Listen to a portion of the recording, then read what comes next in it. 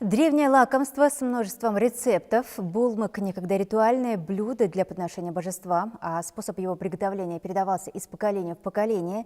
При этом в каждом улусе и хатоне состав лакомства был свой. Собственный способ приготовления и у повара Елены Левашовой. Секретом она поделилась с нашей съемочной группой. Каждая хозяйка делает по-своему, у кого-то какие-то предпочтения. Можно делать с яблоком, с виноградом, груша, изюм, орехи.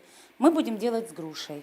Елена Левашова 15 лет трудится поваром. Много лет готовит она и калмыцкий десерт булмык. По старинному рецепту из фруктов пшеничной муки, которую заранее необходимо немного обжарить, с добавлением сливочного масла, молока, сахара и щепотки соли, а также сметаны. Ее по рецепту уваривают.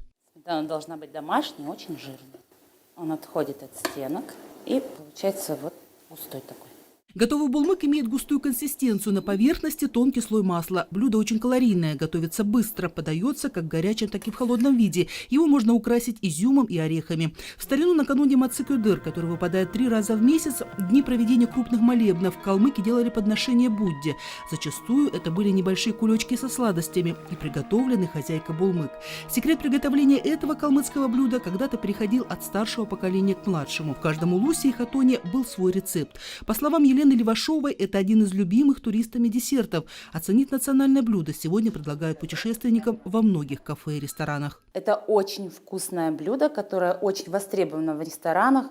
Приезжают часто гости, которые заказывают, хотят попробовать, и если возвращаются обратно, то обязательно заказывают наше блюдо булмык.